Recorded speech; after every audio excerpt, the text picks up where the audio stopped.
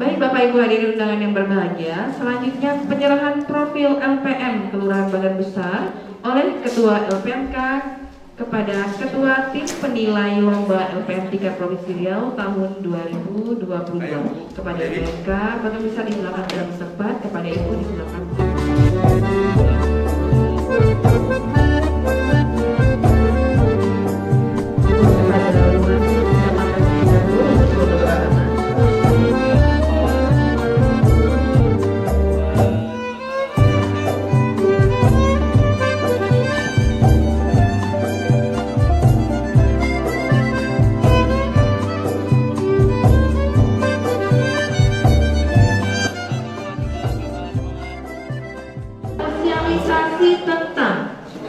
Pembentukan lembaga adat kelurahan yang disingkat dengan LAK ya, yang akan disampaikan oleh Ibu Eva Warni Etos MSI yang merupakan Subkoordinator Peningkatan SDM Lembaga Kemasyarakatan Dinas PMD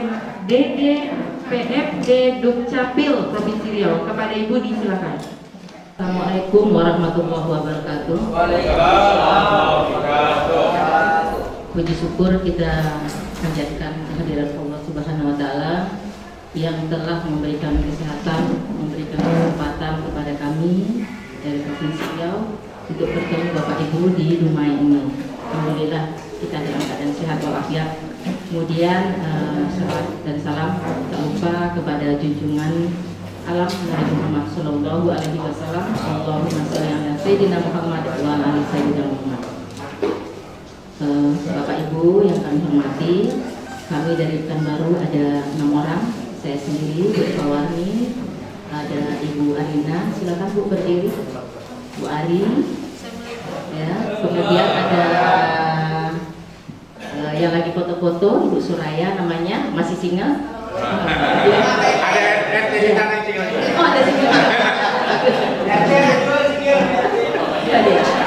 Kemudian ada Ibu Ica, kemudian ada Ibu Nana, dan satu lagi driver kita yang di foto-foto di belakang Pak Dodi. Jadi kami ada 6 orang. Kemarin kami baru dari Rohil dan hari ini kita ada acara ini di Dumai. Yang kami hormati Bapak Camat, kemudian Ibu Kadis PMD, ya, Ibu Kadis Sosial dan Pemberdayaan Masyarakat. Kemudian terima kasih sekali Bapak Lurah yang sudah menerima kami beserta Ibu dan semua jajarannya, dan yang terima kasih juga kepada Bapak Ibu Lurah di kecamatan yang sudah hadir. Ini saya sangat apresiasi. Terima kasih Bapak Lurah yang sudah memfasilitasi kesempatan ini. Sebenarnya di Dumai ini ada 2 acara agenda kami. Yang pertama penilaian lomba LPMK. Ini adalah kabupaten kota yang ketiga yang sudah kita laksanakan setelah Inhil dan Pelalawan. Yang kedua yaitu rapat kerja pembentukan lembaga adat desa. Nah, ini nama lembaga adat desa memang belum banyak kita kenal ya, dan memang Dumai Bu Kadis belum juga punya ya lembaga adat desa atau lembaga adat kelurahan. Nah, ini kita sama. Nah, pedoman kita adalah Permendagri 18/2018. Nah, jadi inilah di dalam rangka pembinaan PMD Provinsi Riau juga melaksanakan kegiatan ini. Kebetulan tahun ini ada 4 kabupaten kota termasuk Dumai, Rohul, Pelalawan, dan Inhil. Nah, baru Inhil yang kita laksanakan rapat ini. Ini yang kedua, Dumai. Alhamdulillah Inhil sudah sangat merespon dan sudah mulai ada terbentuk lembaga adat desa di desa-desa di Inhil. Alhamdulillah. Dan ini yang kedua. Inilah tugas kami di dalam pembinaan di bidang pembentukan lembaga adat desa ini. Nah, itulah, terima kasih sekali ada beberapa Pak Lurah, Ibu Lurah yang sini hadir. Beri kesempatan kami untuk memberikan sosialisasi bidang lembaga adat desa ini. Nah, jadi 2 agenda nih Pak Lurah, sekali jalan kita. Dan terus terang saya sekali mungkin tadi mendengar Bapak Ketua Bidang LPM ya, sudah begitu panjang lebarnya, dan saya rasa mungkin kalau sampai sore kalau mau diikutin mungkin masih belum selesai ya penjelasannya gitu ya. Nah, belum sangat banyak sekali saya lihat betul-betul LPM di sini sudah mewakili Pak Lurah nih, sudah membantu Pak Lurah. Artinya Pak LPM dengan diketuai oleh Bapak Isman. Nah, itu sudah sangat berpartisipasi dan sangat sudah menjalankan tugas dan fungsinya sebagai LPM di kelurahan dan membantu Pak Lurah dari masyarakat ke bawah. Nah, bilang tadi kalau Pak Lurah udah urusannya dari Pak Lurah ke atas lagi gitu kan. Nah, kalau LPM sudah ada. Tuh, alhamdulillah itu yang kami inginkan dan kami tidak henti-hentinya untuk pembinaan di bidang hal ini Pak Lurah. Dan saya rasa mungkin ya Pak Lurah dan lurah yang lain juga sangat ya merasa bisa melihatlah juga desa kelurahan di sini menjadi masukan gitu ya, menjadi masukan. Dan tentu kami ingin juga dari PMD Provinsi Pak Lurah dan Bu Lurah dapat mengikuti kelurahan ini gitu ya.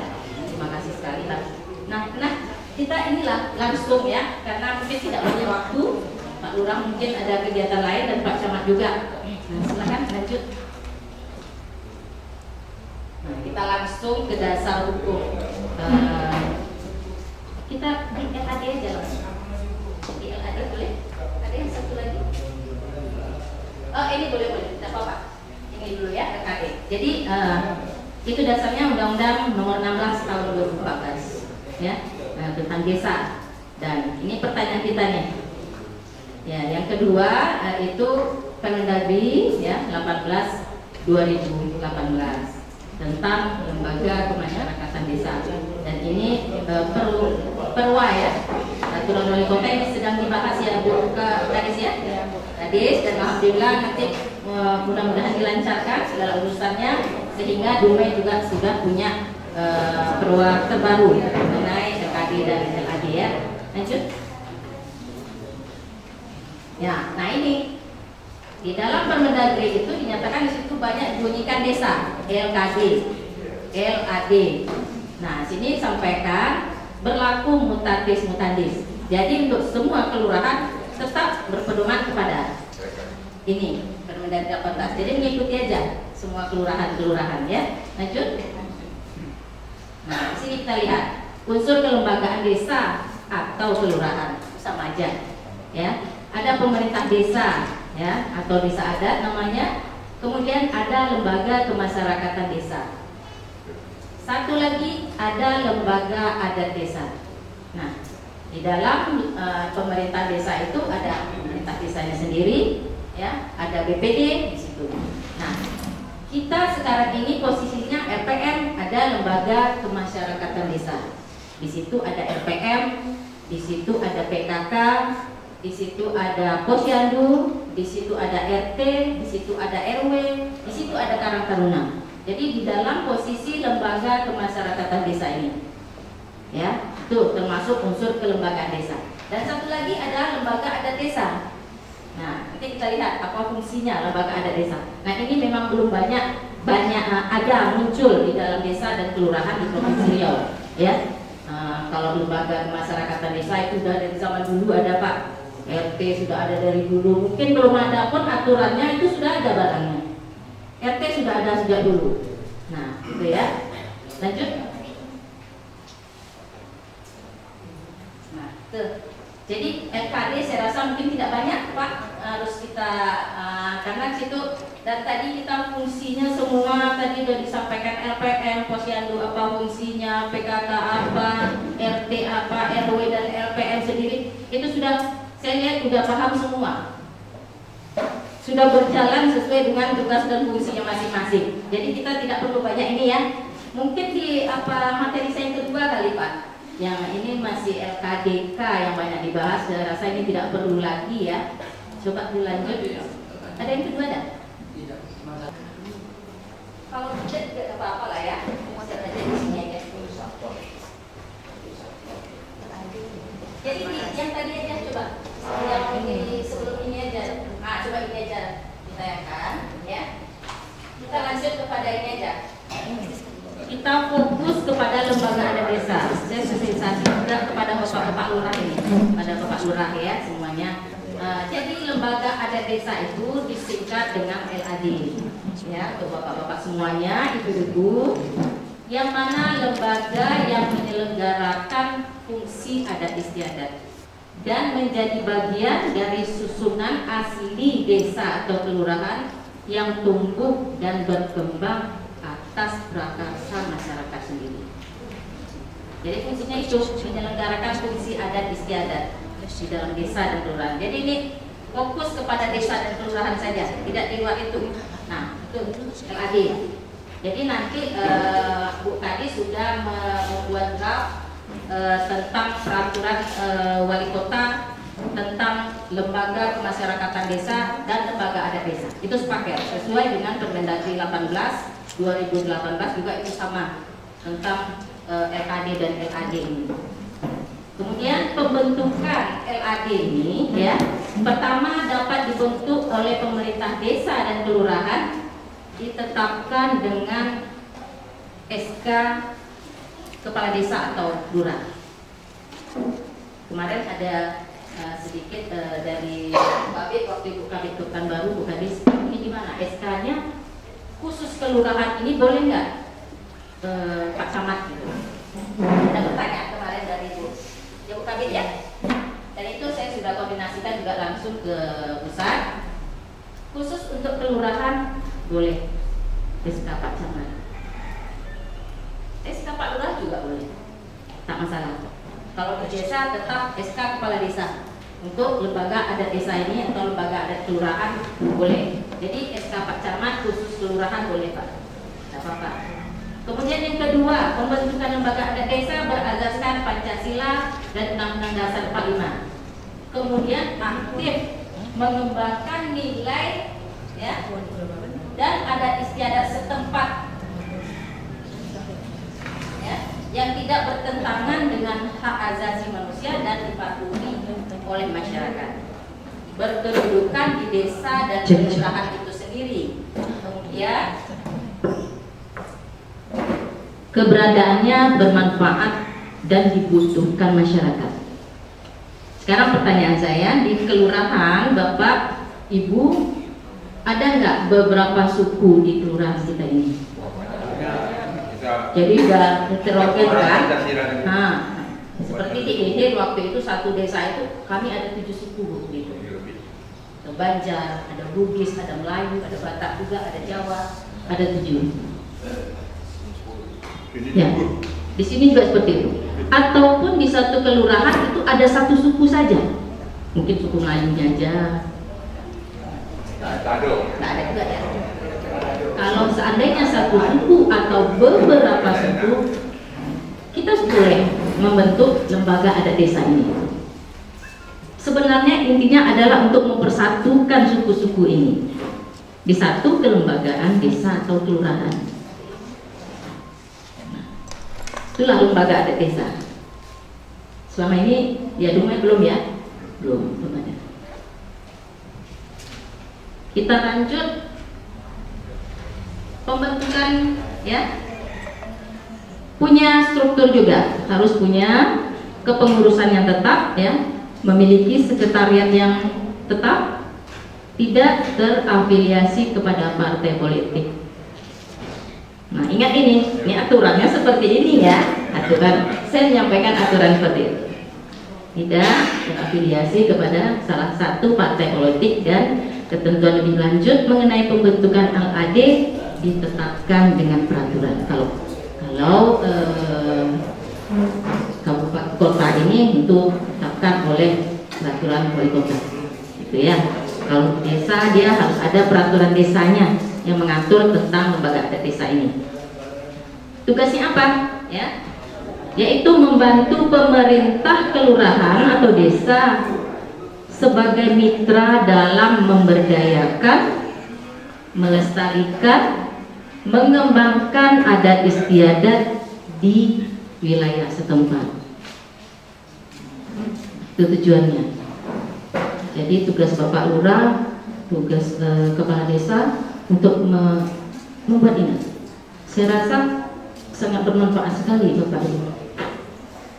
dengan kita satukan persatuan dan kesatuan seluruh suku di dalam wilayah kita tentu akan baik. Betul ya. Jadi kita membuat LAD ada dasar hukumnya Pak, sama dengan LKD. Jadi di situ nanti boleh bidang-bidangnya diwakili oleh berbagai macam suku tadi. Nah situ boleh di-SK-kan oleh Pak Lurah atau boleh dengan SK Pak Camat untuk beberapa lurah gitu ya. Fungsinya adalah melindungi identitas budaya. Nah, identitas budaya dan hak tradisional masyarakat hukum adat termasuk kelahiran, kematian, perkawinan dan unsur kekerabatan. Kemudian melestarikan hak wilayah ya, mungkin ini ada di desa mungkin ya. Kemudian mengembangkan musyawarah mufakat untuk pengambilan keputusan dalam musyawarah desa. Lanjut.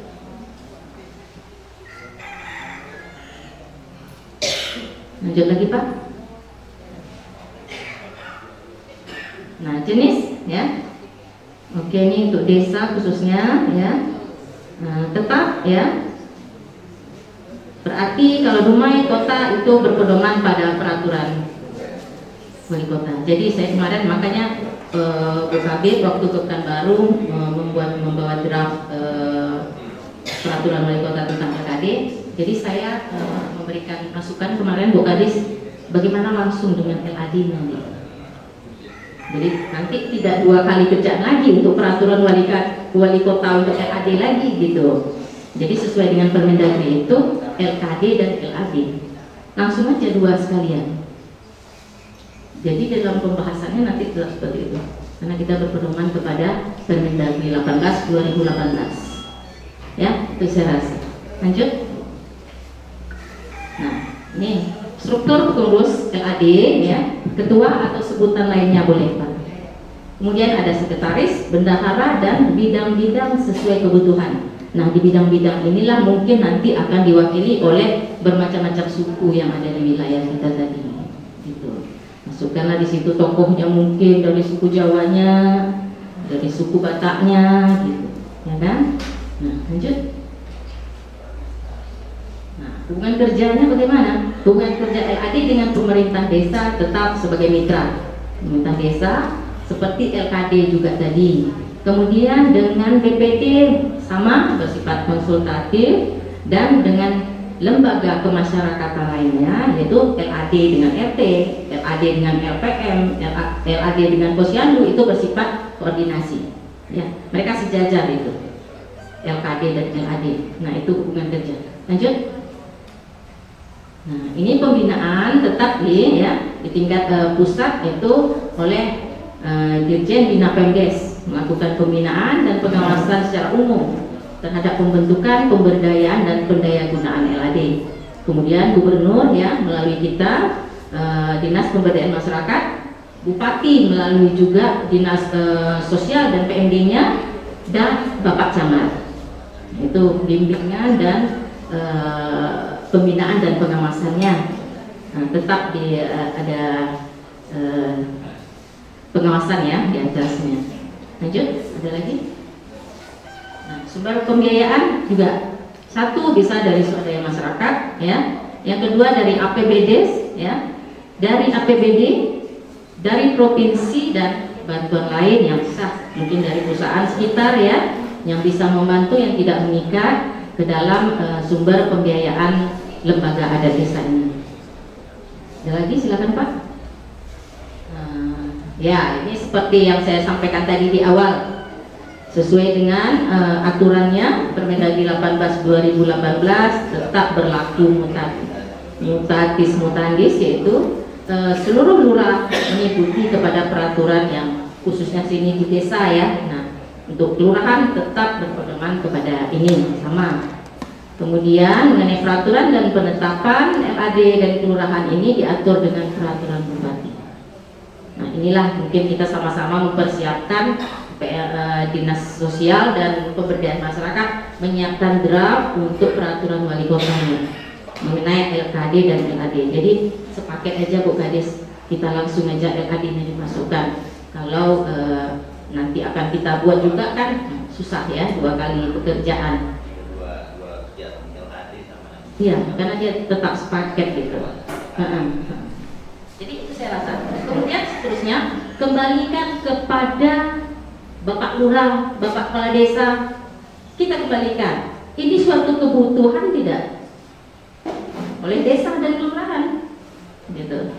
Tidak ada kewajiban wajib harus ada, tidak ada. Kita kembalikan kepada lurah, kepada desa. Kalau ini memang butuh, silakan untuk dibuat, dibentuk, gitu. Ya tentu ini kembali mungkin kepada biaya, kepada anggaran. Nah itu perlu kita pertimbangkan dan betul-betul itu menjadi kebutuhan kelurahan itu sendiri, Pak Camat. Itu saya rasa nih Pak Lurah, mungkin sedikit karena waktu ya, mungkin Bapak juga ada keperluan lain, Bapak-bapak ada kepentingannya. Itu mungkin sedikit sosialisasi dari saya mengenai LAD. Seperti saya katakan tadi, kami kembalikan kepada kelurahan dan desa untuk membentuk LAD ini. Apakah itu menjadi suatu kebutuhan kita atau tidak? Boleh iya atau tidak untuk membentuk LAD ini. Tapi kalau menurut kita untuk jangka panjang ini pasti perlu, ya, untuk menyatukan seluruh suku-suku yang ada di desa kita atau di kelurahan kita. Terima kasih. Wabillahi taufiq wal hidayah. Wassalamualaikum warahmatullahi wabarakatuh.